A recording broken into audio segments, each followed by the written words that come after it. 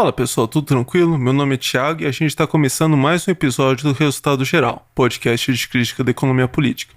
No episódio de hoje eu vou conversar com o Semir sobre a chamada administração política.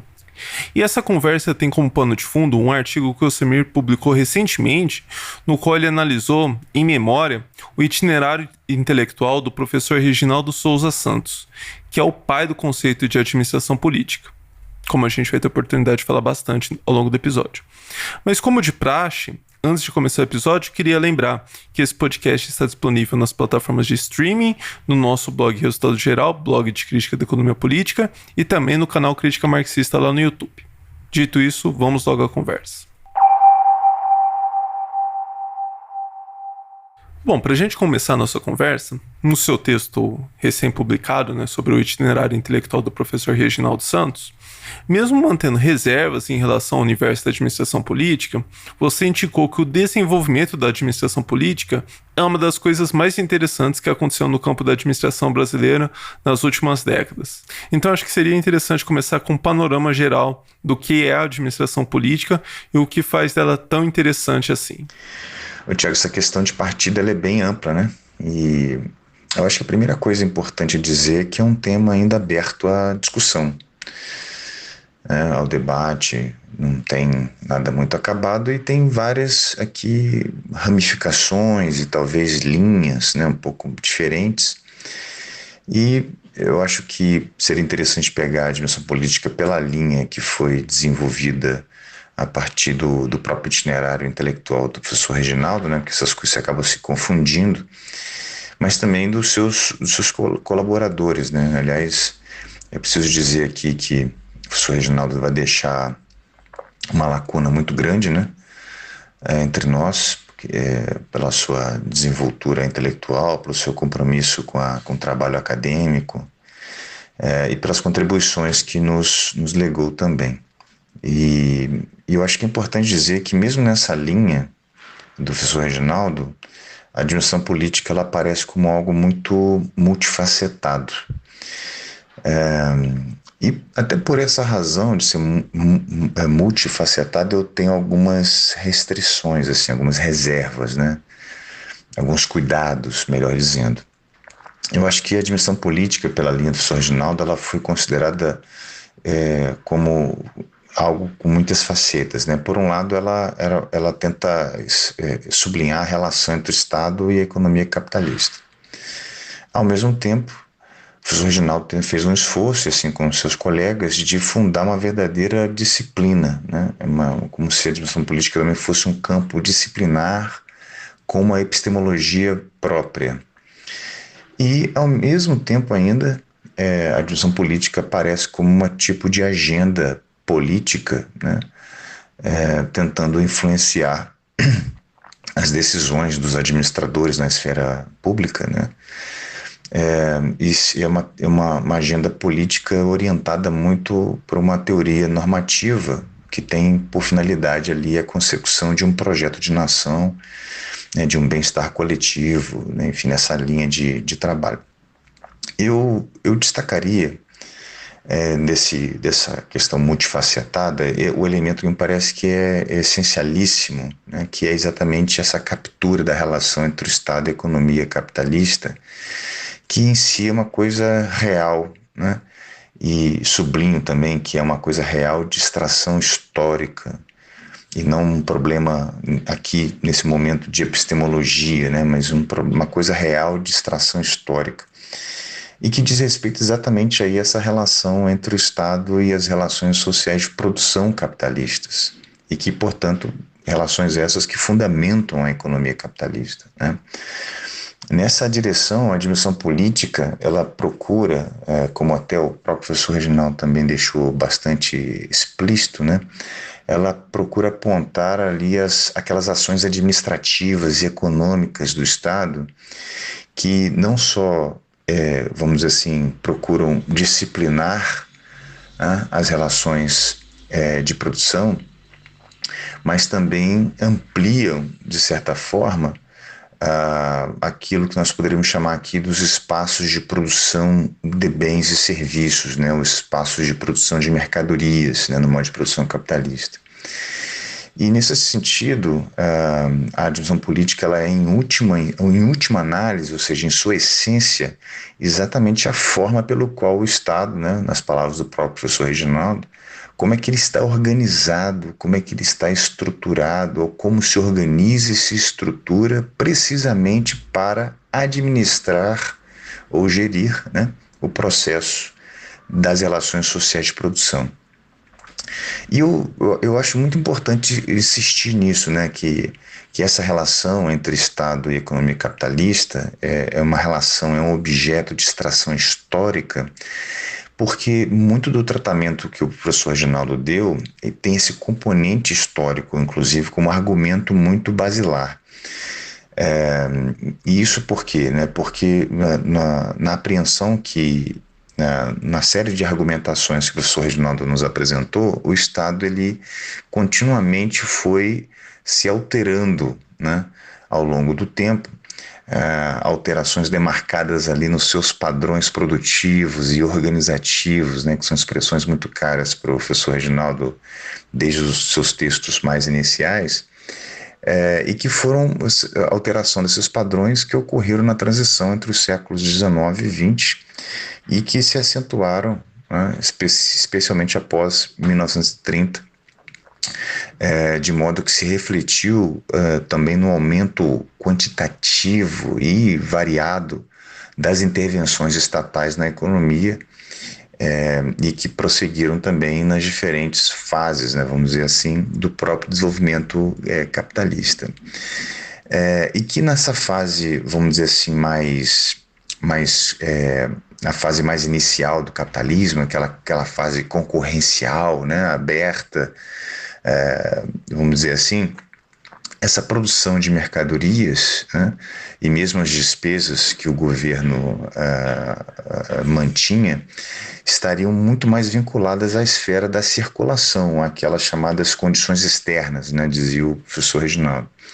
Mas na fase do capitalismo mais avançado, ou seja, posteriormente à década de 30 especialmente, essa intervenção estatal ela foi expandida também ao próprio circuito da produção e também da alocação de recursos, né?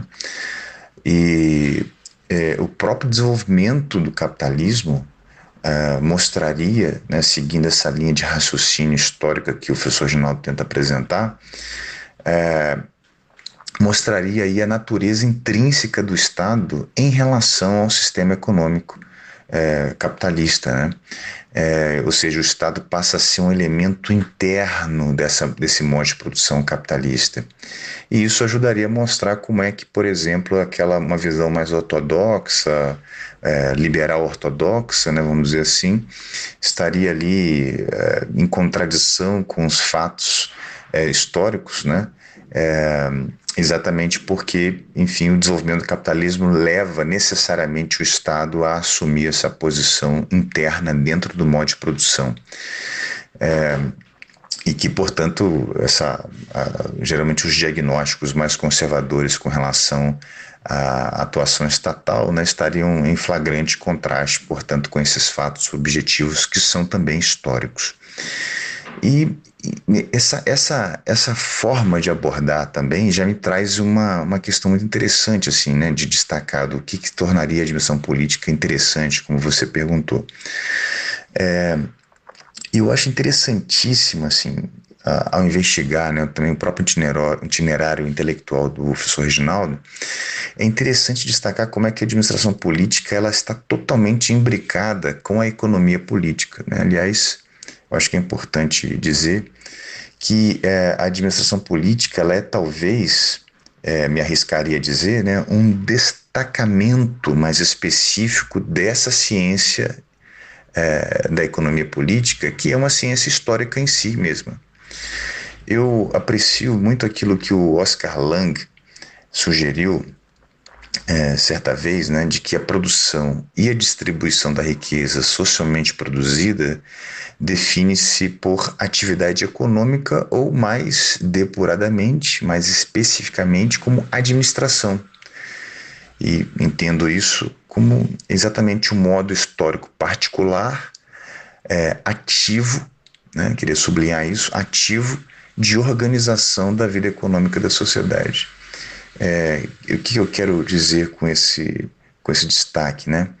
Que essa economia política e a administração política, elas não se excluem, na verdade se confundem, ainda que a administração tenha esse sentido mais decantado, mais específico, que dá um sentido mais ativo, né? Que historicamente tem sido, em graus obviamente muitíssimos variados, função daquela superestrutura político-jurídica, isto é, né, a forma política concentrada em tipos de Estado.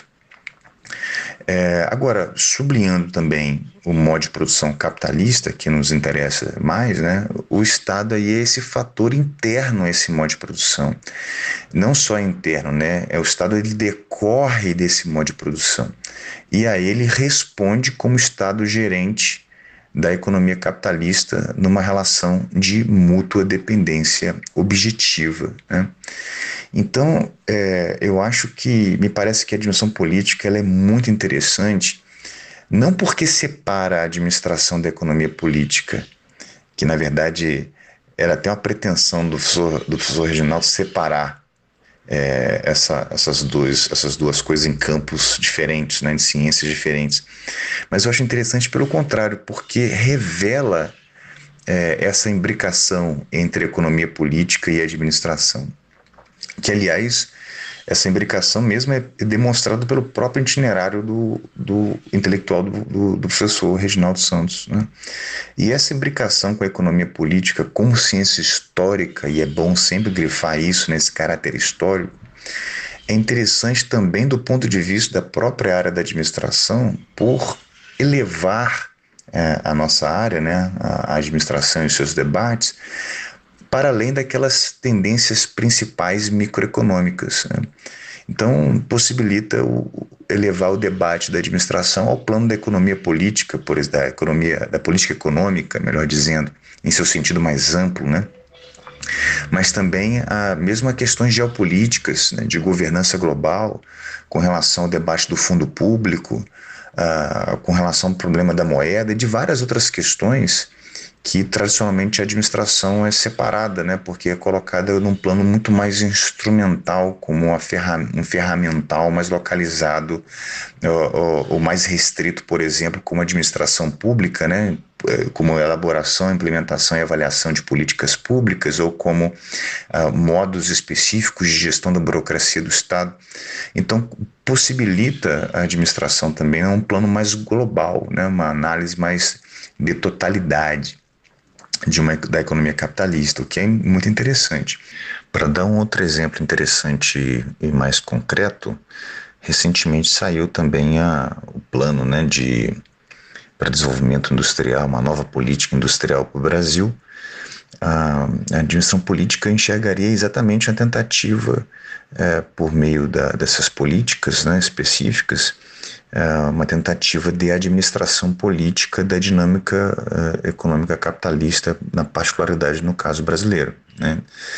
Então isso poderia ser um objeto interessante de análise, né, do que está sendo que pretendido ali, os efeitos disso, dessa dinâmica, etc. Então, só para dar um elemento também concreto, assim, que, né, enfim, destacaria como sendo interessante para a administração, né, assim, de como é que a administração política ajuda a iluminar esse aspecto da realidade. E também destacaria o fato de que muitas vezes, que não foi nenhuma coisa muito clara para o próprio professor Reginaldo, mas que é interessante de chamar a atenção de porquê, né, enfim, e joga aí lucidamente por que a administração política pode ser tão interessante para a própria administração, que é o fato de que é possível destacar, por exemplo, que existe um elemento, né, que a gente poderia chamar de uma forma de consciência administrativo-política, né, como o keynesianismo e outras formas assim que estão claramente matrizadas não só pelo entendimento de como funciona a economia capitalista, mas com essa pretensão de gerir a economia capitalista, né? Então é um pensamento, vamos dizer assim, administrativo político, né? Uma forma de pensamento administrativo político que essa discussão da admissão política também ajuda a iluminar. Isso entre outros temas importantes, né? Por exemplo, eu também destacaria que a discussão política ela abre uma certa janela para debates muito interessantes dentro de subtemas, inclusive já consolidados da administração, como é o caso da economia das organizações, por exemplo.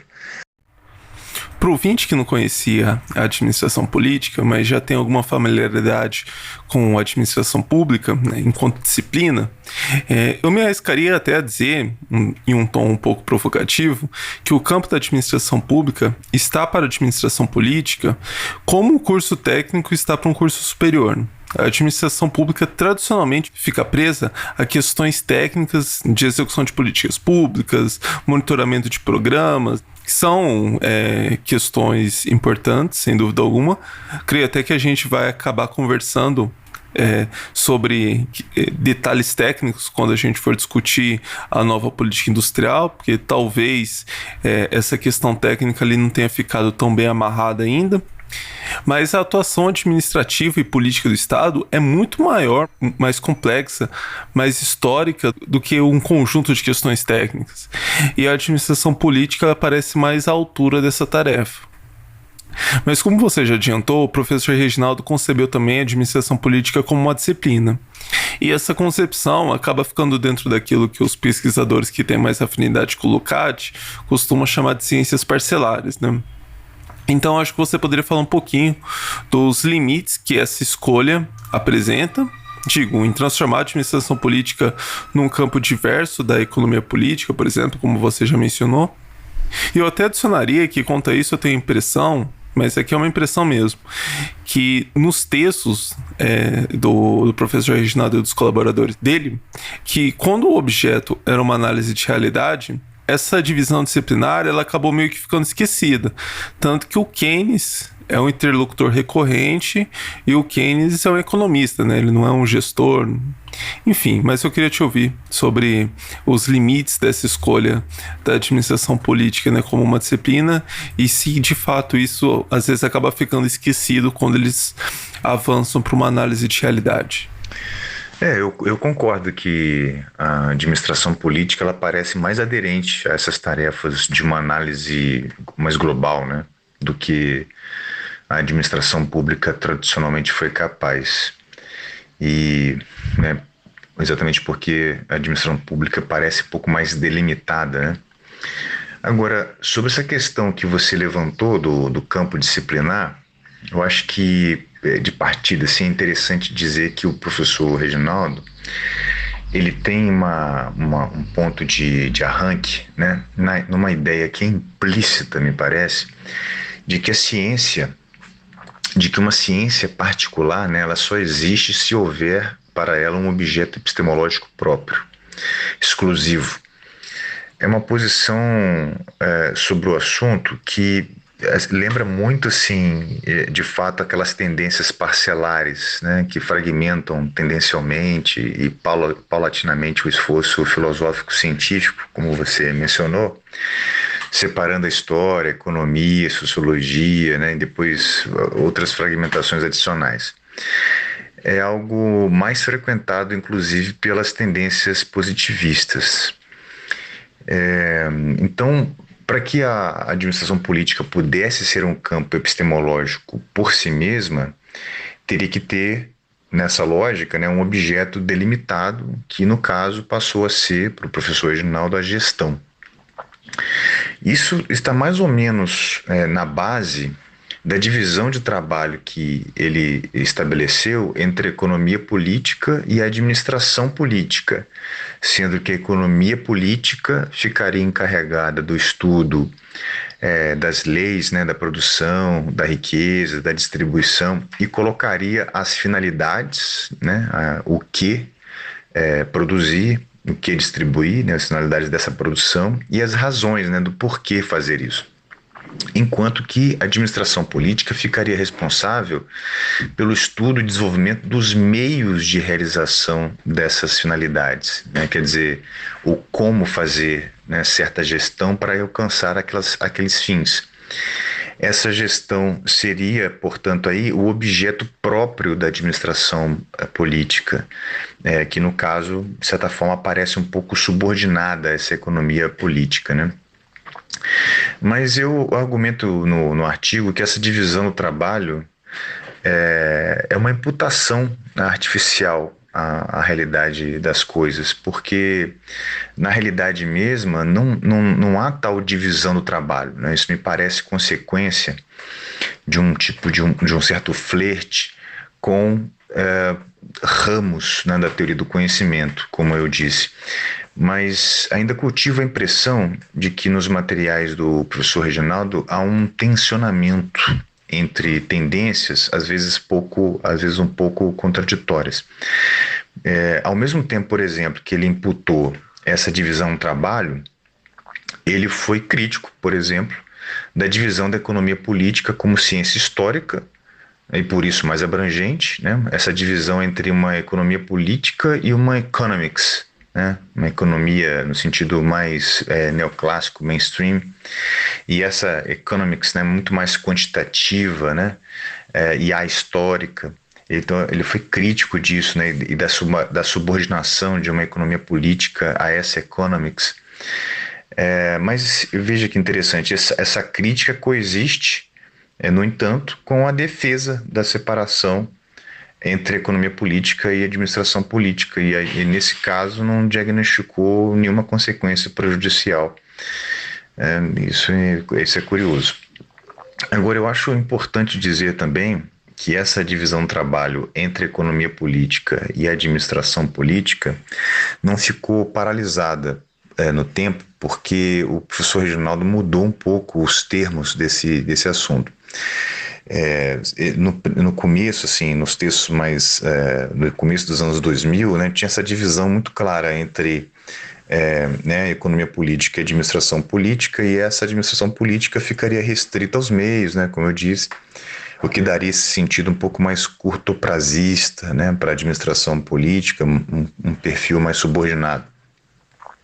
Só que anos depois, lá em 2013, no novo prefácio que ele escreveu para o livro dele sobre as teorias das finanças públicas no contexto do capitalismo, né, essa dimensão política já aparece como aquela que fosse mais orientada por uma visão mais ampla do que a própria economia. Então, quer dizer, me parece que não foi algo tratado de modo conclusivo por ele, né? Ainda que, na minha opinião, seja um problema infrutífero, essa separação, né? E agora eu acho que a preocupação em definir a administração política como um campo disciplinar, com um objeto epistemológico próprio, etc., e essa divisão do trabalho, né, que acompanha aí essa discussão, me parece que elas andam casadas, elas trazem riscos com benefícios muito discutíveis. Então, para além do fato de que, como eu já chamei a atenção, é uma divisão do trabalho que me parece imputada, né, porque é entre entes abstratos, quem é essa economia política, quem é essa administração política, né, essas tarefas divididas, enfim.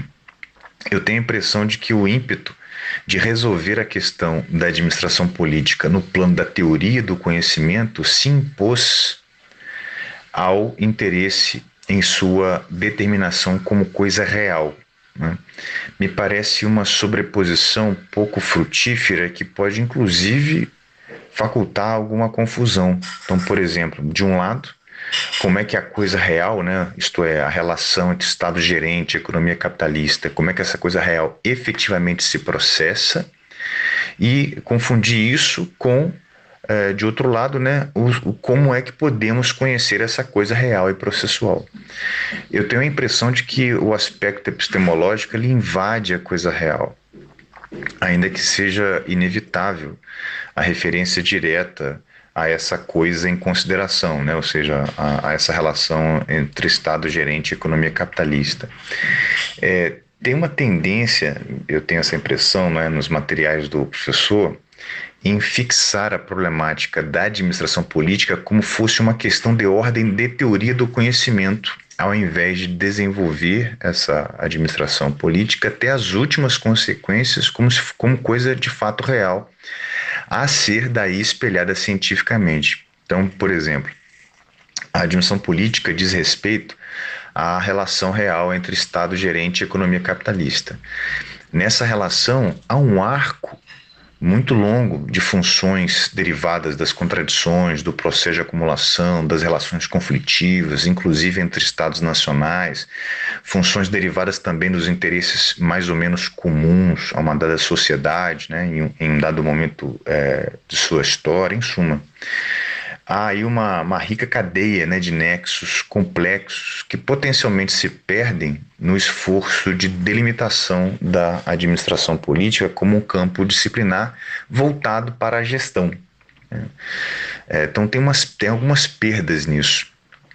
Essa questão também pode ser considerada a partir até do exemplo mesmo do keynesianismo que você levantou e que de fato é útil aqui nesse contexto. Aquele conteúdo, né, essencial da administração política, quer dizer, de como é que o Estado se estrutura a partir da gestão da acumulação capitalista, ele não é de modo algum estranho ao próprio pensamento econômico, né? Particularmente aí as tendências aderentes à economia política. O próprio Keynes é reconhecido por suas recomendações em termos de uma gestão planejada da acumulação, né, de uma gestão global da economia. E o professor Reginaldo mostrou-se muito aderente a essa posição. Então, me parece que o esforço de fundar novo campo disciplinar surge como algo exógeno e artificioso, né? O próprio veio pelo qual o professor Reginaldo aí percorreu na própria economia política, né?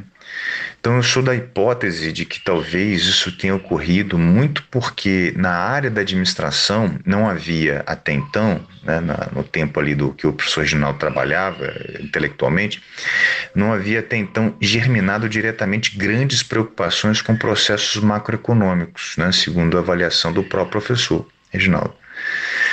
Talvez pudéssemos ressalvar aqui algumas tendências frágeis da administração pública.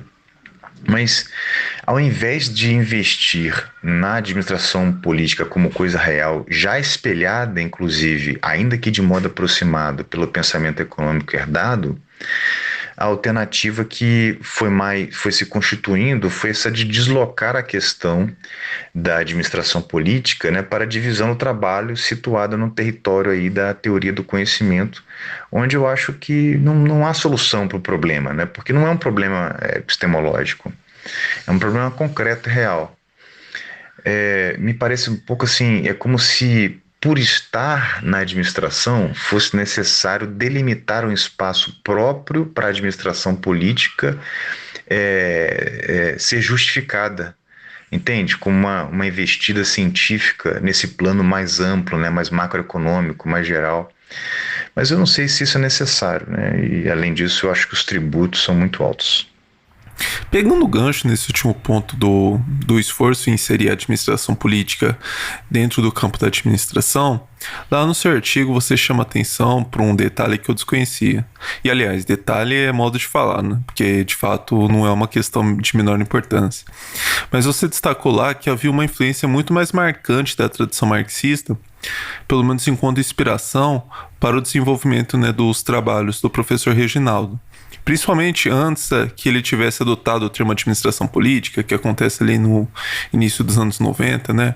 E você destaca lá que essa mudança pode ter relação com o ambiente intelectual com o qual ele conviveu na época do doutorado lá na Unicamp.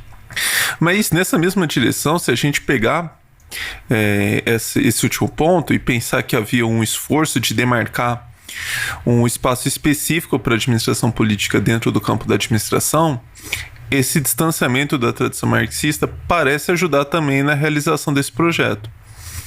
E pelo menos na nossa visão, puxando para o nosso lado aqui, esse afastamento do marxismo e aproximação, né, com o keynesianismo, com Minsky, enfim, vem com perdas. Então, além dessa questão epistemológica, o que você julga que se perdeu no meio desse caminho? Digo, que pesquisas parecia que estavam se desenvolvendo ali nos anos 80 e quando tem essa virada, elas ficam esquecidas? Ou parece que a questão aparece só como uma questão de aproximação, né? Substitui uma aproximação mais marxista e segue para uma aproximação mais keynesiana? Bom, esse ponto é um ponto realmente muito interessante dessa pesquisa, porque acaba mostrando assim como é que muito da administração política, né, que foi desenvolvida pela, pela pena do professor Reginaldo, deve muito desse caminho ao marxismo, né? Então teve uma influência muito visível, muito explícita, né, irrefutável do marxismo no pensamento dele, né? Então aí, portanto, também nessa trajetória aí da administração política, né? Agora, eu acho que é importante dizer que o marxismo pouco não era o marxismo de Marx, né, diretamente assim, era um marxismo muito influenciado até por autores norte-americanos, né, especialmente O'Connor, que foi um autor citado algumas vezes nos textos dos anos 80, e outros mais, né, mas esse foi um que apareceu algumas vezes assim. E também tinha traços de um marxismo, digamos assim, marxismo talvez paulista, me perdoem a expressão, né, mas influenciado muito por Iane, eu tenho essa impressão, sabe? E era também uma coisa que eu acho que vale a pena dizer, assim, que era um marxismo muito tomado também dentro de um quadro desenvolvimentista, né? E aí veio o processo de doutoramento lá no início dos anos 90, né? Por ali, lá na Unicamp, que é reconhecidamente uma instituição que cuidadora, né, das posições desenvolvimentistas, especialmente no plano macroeconômico de orientação keynesiana, né? É histórico isso já. E esse processo de doutoramento lá me parece que selou assim um distanciamento do marxismo que vinha já assim se consolidando, né, nos anos 80, nessa trajetória dos anos 80 aí do professor Reginaldo, porque também o professor Reginaldo nunca foi um marxista, né, digamos assim, mas ele teve um flerte muito grande, mas foi se distanciando, então já era uma tendência de distanciamento que se agravou, né, e esse distanciamento do marxismo, esse lugar, né, foi ocupado por uma adesão ampliada ao keynesianismo. Só que eu acho que é importante dizer que as marcas da passagem do professor Reginaldo pelo marxismo não foram apagadas, né, nesse processo. Ou seja, a própria passagem dele ali na crítica da economia política, como eu disse, ajudaram a forjar essa discussão da administração política, e essas marcas elas ficaram. Sobretudo até nas questões essencialíssimas, né? Se em última análise a administração política tem a ver com de como é que o Estado se estrutura para poder gerir as relações sociais de produção, né? Relações sociais de produção é uma categoria com uma carga pesadíssima e que tem um tributo muito grande aí com relação ao marxismo, né? A história do marxismo, enfim, como todos sabem, né? Essa questão é uma questão fundamental. Agora, eu acho que então sempre teve um certo tensionamento, né, entre um lado mais desenvolvimentista, mais keynesiano, que já estava presente ali nos anos 80, mas como eu disse, foram aumentando, né? E um certo marxismo. Mas eu diria que esse tensionamento que se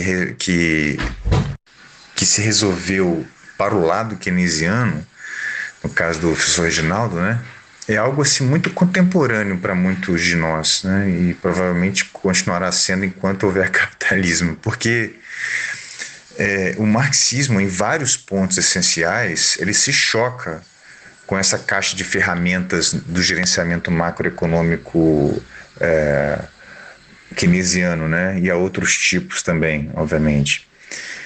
Porque, como o marxismo ele parte do reconhecimento das contradições fundamentais da economia capitalista, o projeto resolutivo dos problemas identificados, né? Ou seja, esse projeto sugerido a partir desses problemas identificados, é a ultrapassagem das relações sociais de produção que fundamentam essa economia histórica, né? O keynesianismo e outras modalidades, eles desconfiam dessa possibilidade, porque também partem de outro nível da realidade, onde essas contradições essenciais estão apagadas, né, diluídas, né? E projetam a resolução no plano de um método que seria mais adequado à administração dessa economia. E por quê? Porque o problema não estaria, desse ponto de vista, na essência dessa economia, mas nas falhas de administração dessa economia capitalista. O problema, portanto, não está nas próprias relações sociais históricas de produção, como diz o marxismo, mas no modo como elas são gerenciadas. Embora, assim, obviamente existem, né, muitos, talvez não muitos, mas certos pontos de contato, né, entre keynesianismo e marxismo, me parece que essas correntes, em certo nível de análise, elas são inconciliáveis, né? E, veja bem, se tais contradições sociais existem e se estão de fato na essência das relações sociais de produção que fundamentam a economia capitalista, ignorar essas contradições, portanto, expressa um déficit científico e de amplas repercussões, né? Então, me parece que essa é uma perda considerável que vejo na transição do professor Reginaldo, né? Então, chegar à essência das coisas cedeu lugar a uma agenda política de administrar essas coisas, no caso, as relações sociais de produção, né? Que fundamentam essa economia capitalista. E como você sugeriu, Tiago, de fato, o distanciamento em relação ao marxismo pode tornar as suas ideias, né, muito mais audíveis para certos setores sociais, especialmente aqueles que eram, inclusive, dos alvos da agenda política, da dimensão política desenhada pelo professor Reginaldo, né, que eram os administradores políticos na esfera do Estado, né, esse Estado administrativo, né? Enfim, dessa tecnocracia letrada, dessa tecnocracia progressista, né? Agora, os materiais anteriores à tese do professor Reginaldo eram muito ricos em apontar essas contradições sociais que o marxismo, de onde o marxismo parte, né? De apontar a força expansiva e ameaçadora do capital e o papel do Estado nessa relação. Então, os textos deles sempre são muito ricos em demarcar isso. Ele chegou, inclusive, a sublinhar, lá em 1987, por exemplo, que o Estado assume um caráter classista nas sociedades capitalistas, né? Nessas sociedades, inclusive, os agentes que formam, né, expressões que ele mesmo acaba adotando, né, ou seja, agentes que formam o bloco do poder nos aparelhos do Estado, são os mesmos que compõem a sociedade civil, porém, aquela fração predominante formada pela classe capitalista detentora dos meios de produção, né? Quer dizer, ele está reconhecendo aí a persistência, e ele mesmo escreve, da contradição básica provocada pela oposição entre capital e trabalho, né? Então não me parece ser pouca coisa, né? E não é um tipo de reconhecimento que keynesianos fazem num domingo de manhã, né? Agora, não significa que certos resquícios desse reconhecimento feitos antes da tese não compareçam posteriormente a esse doutoramento nos tempos da Unicamp, né? Mas a questão é que eles são diluídos a tal ponto que aquilo que já estava, inclusive, revelado antes, né, antes da tese, e o que estava revelado? De que o capital é a principal força social que tendencialmente domina tudo, né? Isso que já estava revelado, de certa forma, é deslocado de modo a sugerir que é o Estado gerente essa força. Então, as contradições classistas, elas ficam cada vez mais aí evanescentes nesse momento do trajetório intelectual do professor Reginaldo, né? O predomínio das classes proprietárias sobre os rumos do Estado fica intelectualmente dissolvido. Na verdade, eu até acho interessantíssimo que há certos momentos em que o professor Reginaldo, né, assim, posteriormente à sua tese, ele se debate, né, com a necessidade de reconhecer essa força do capital e, ao mesmo tempo, com uma teoria normativa que ele mesmo porta de que o Estado gerente deveria ser essa força, deveria ser essa força. Então, aquilo que é e aquilo que deveria ser, de certa forma, se embaralham, sabe? Tem ali uma questão difícil de desembaraçar. Esse embaralho, né? Não o tempo todo, mas muitas vezes eu percebo esse embaralhamento. Até faço referência a isso no artigo, né, de que antes da tese já estava revelado quem era o patrão do Estado gerente. Né? Se esse Estado é gerente, ele tem um patrão. Quem que é o patrão? Né? Já estava revelado. Mas depois da tese, esse patronato do capital é motivo de simultâneo, né, reconhecimento por necessidade fática, né, ou seja, tem que reconhecer por necessidade fática esse patronato do capital, mas ao mesmo tempo é uma negação desse patronato por decorrência da agenda política, né? Então o dever ser invade o que é. Há uma perda filosófico-científica nesse processo, me parece. E caminhando para o final da nossa conversa, eu queria retomar um ponto que você comentou, mas para explorar um outro lado do debate. Você indicou que uma análise mais próxima aos termos de Marx reconhece que dentro do funcionamento do capitalismo há contradições que são irreconciliáveis.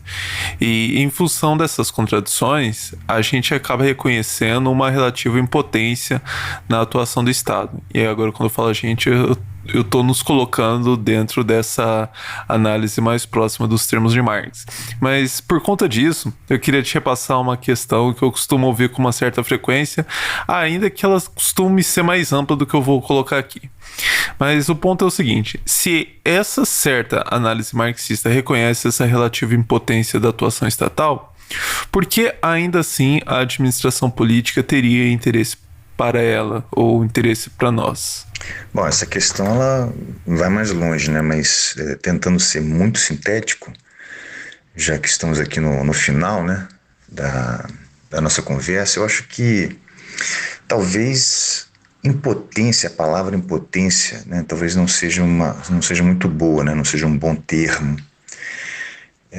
Eu acho que realmente é muito difícil encontrar uma categoria que corresponda bem, né, a essa questão que em si é muito complexa, porque existem muitos fatores, né, muitas questões aí envolvidas, como a contingência das possibilidades, né, a variância das circunstâncias, as correlações de forças, inclusive o acaso das circunstâncias, né? Então a questão é mais abrangente, mas eu acho que eu tenho a impressão assim de que, pelo menos de modo aproximado, esse ponto que você levanta, e para a gente poder chegar a essa categoria melhor assim, né? Eu acho que temos que explorar aqui a relação entre o voluntarismo, né, e o puro determinismo, só que lembrando dessa relação de ocorrência concreta em circunstâncias históricas particulares, né? Então, deixa eu partir aqui da premissa de que a administração política ela está voltada para produzir o efeito de espiral positiva da acumulação, né? Ela não está voltada para bem-estar social necessariamente, né? Ela está voltada para produzir o efeito de espiral positiva da acumulação. É possível que, sob certas circunstâncias, e obviamente não por pura vontade, portanto, que esse efeito possa ser efetivado. Já vimos isso ocorrer, né? É possível, por exemplo, políticas de expansão da renda do trabalho. Só que isso ocorre geralmente dentro dos limites que não ameacem o próprio sistema de assalariamento, né?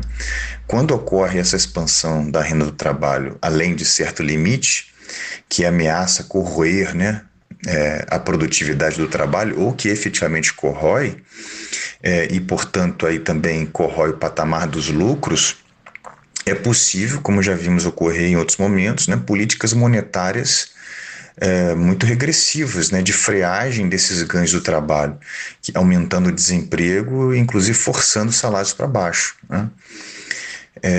E outras questões, né, como reformas trabalhistas, que embora a gente chegar num cenário como estamos vivendo, né, não só no Brasil, como fora do país também, em que o desemprego não está baixo, mas os ganhos, os salários são muito baixos, né, os salários são muito baixos, muito reduzidos e de empregos de baixa qualidade.